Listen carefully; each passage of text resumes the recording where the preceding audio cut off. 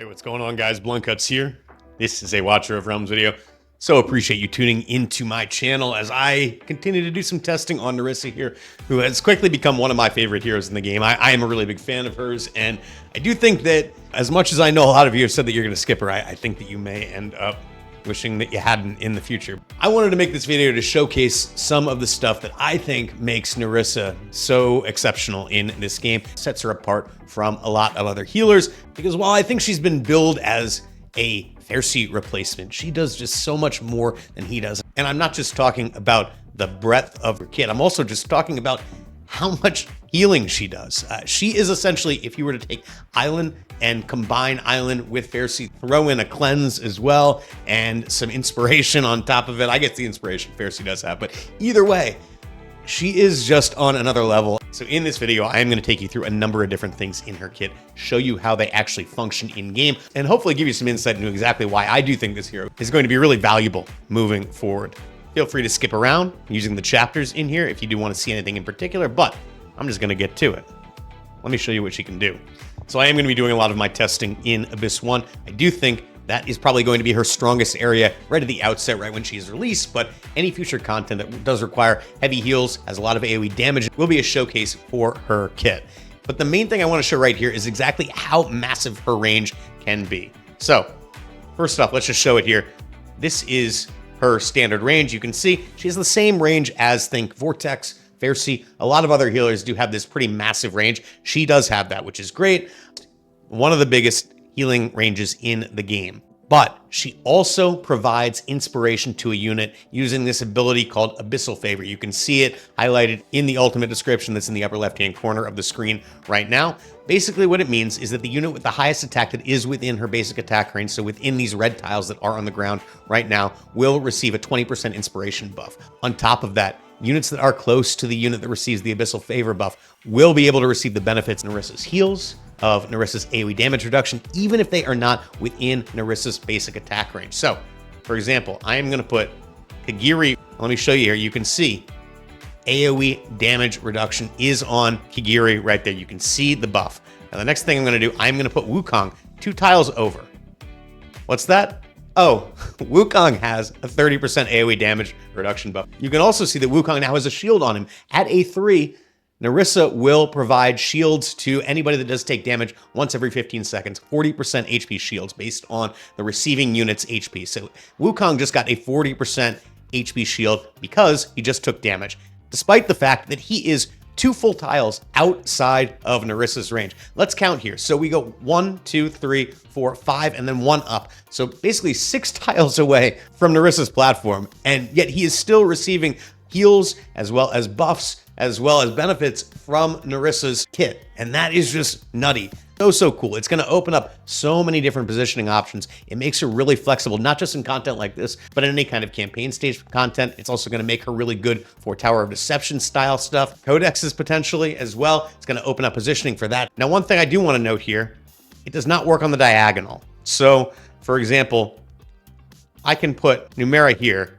You can see she is not going to receive the AoE damage reduction, despite the fact that she's 1, 2 tiles, not 2 tiles on the diagonal. I guess the other thing I could do, I could put Vorn here. You can see Vorn is not going to receive it as well. So it is a flat 2 tile. It really opens up your options for placement. I do think that Nerissa, by virtue of her extended range, may allow you to bring in some different comps into Abyss 1. May allow you to go a little bit more fighter heavy, which is helpful because they do have higher HP. It's helpful because a lot of them do pretty significant damage. I do think this is a significant aspect of her kit that has been overlooked in a lot of the stuff that I have seen. Now, one thing to note on this range extension, at A0, it is only a 1 tile range extension from the recipient of that Abyssal Favor buff. However, at A1, that range does get extended to 2 tiles. So that massively extends the range and does make this a lot more compelling. As with many things in this game, getting Awakenings is going to really double down on how strong the unit can be. And the A1 is the most impactful one, in my opinion, as far as opening up her kit, allowing her to do all the crazy things that she does do. The A3 is no slouch either, though. So let's go talk about that. So I did mention that the A3 essentially provides a 40% max HP shield to any unit that is within Nerissa's basic attack range or is within 2 tiles of a unit that does have Abyssal Favor on them. It will function for literally any unit that meets those restrictions. Let me show you how that works exactly. We're going to drop Nerissa here, put several units in here, and you're going to see they're all going to get a shield. There we go. We got shields popping up. I don't know why Numera did not get it, but you can see she just got it there. For whatever reason, she didn't get it on the first one. But you did see the shield pop up on both Wukong as well as on Regulus. We can wait here and see it pop again the next time we take heavy damage. Probably not on this one, but maybe the next damage, this Drake's Bellow, I think. There we go. You can see as they're taking damage, they are getting a shield. So there's a lot of hidden healing that's going on in Nerissa's kit. It's not just about her heals, it's also about the shields that she does provide, which essentially function as heals, especially in heavy damage content like Abyss 1. All right, so one of the weirder things about her kit, about Nerissa's kit, is her ultimate, which is this Black Swan Elegy. It does read when casting the ultimate, consumes all atrophy, which you can see the 4 little eye symbols that are above Nerissa's head right now. Those do indicate stacks of atrophy. Actually, just have 12 stacks there. It is a cool visual representation, so you can track them. Initially, those circles get filled in a duller color, and then as she gets more and more stacks, they do progressively get darker to indicate how many stacks she does have on her. She needs at least 4 stacks of atrophy to cast the ultimate.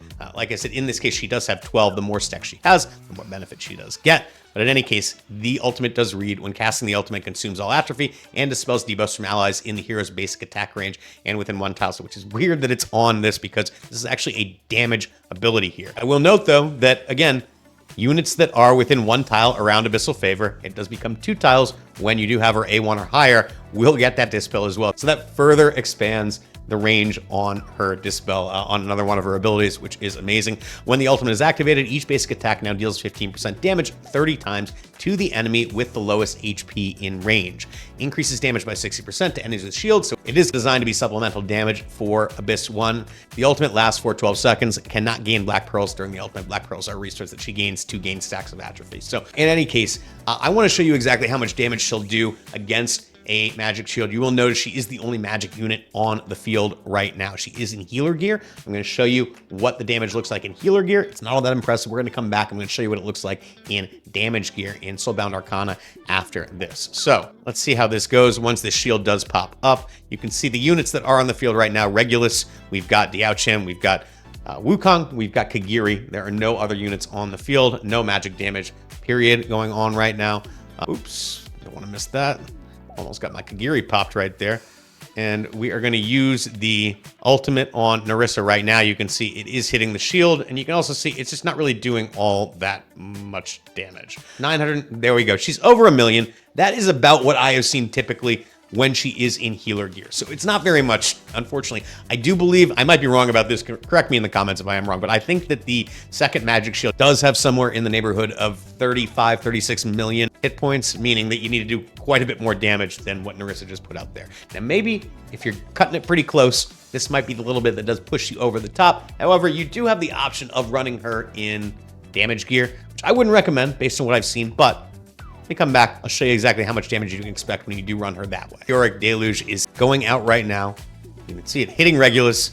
The shield is about to start. I'm going to use Nerissa's ultimate here. We're going to get an eye on exactly how much damage she can do when she is in damage gear. Again, she is in Soulbound Arcana right now. One thing I will note, her healing is massively reduced when she is in this gear. Maybe massively is the wrong way to put it. I think she is very attack-based. So stacking triple attack percent on her on the right-hand side does really go a long way to putting her in a good spot to do some solid heals. And a lot of her healing is reactive, so attack speed is not as much of an issue as it would be for other healers. But at the same time, she is healing less than she was in the healing gear I did have her in before. What you will see, though, is that everybody's still alive. She was able to solo heal through the first 2 phases of Abyss 1, even in DPS gear, which is pretty crazy, I think, at the end of the day. There's the shield. We're going to double click on that manual ultimate. You can see the damage is a lot more significant this time.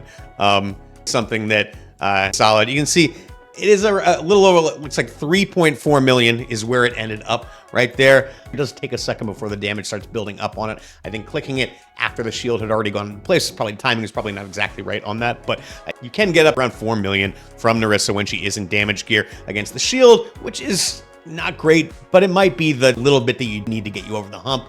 Something to keep in mind. Don't think that this is the ideal way to run her. I think you're much better off running her in healing gear, but it depends on your comp, right? I think if you are bringing Island, you have a lot more flexibility because you aren't going to be quite as dependent on Nerissa's heals.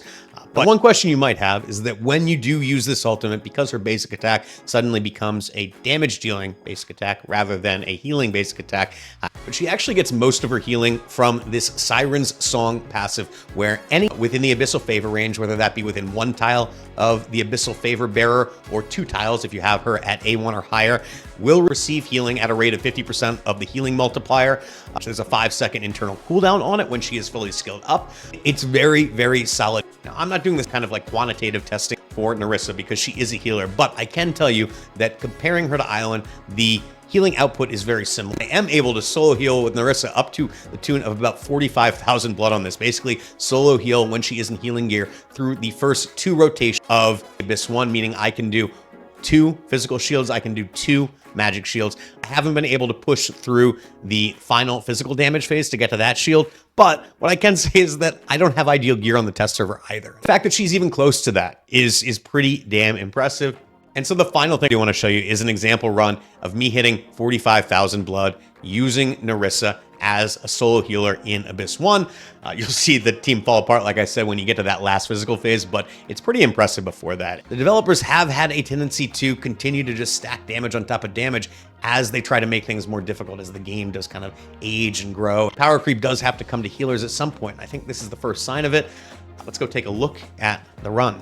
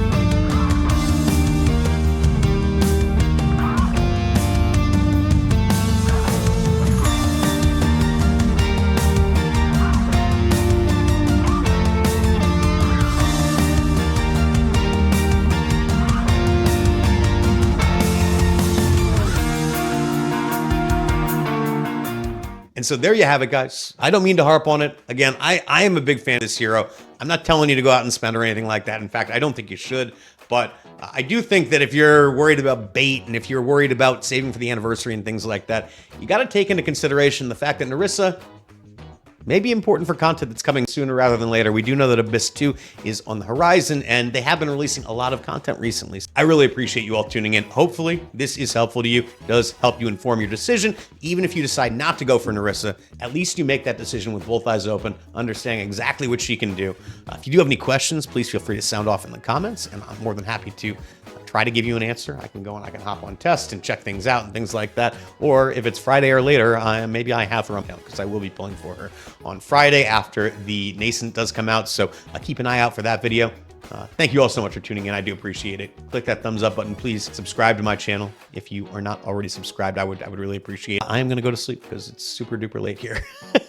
I'm sorry this video came out a little later than I said it was going to, but you know, unfortunately, Baby Guts is not easy on me, but he may make an appearance on the summoning video on Friday. We will see about that. All right. Good night, y'all. Good luck to you. I will catch you all next time.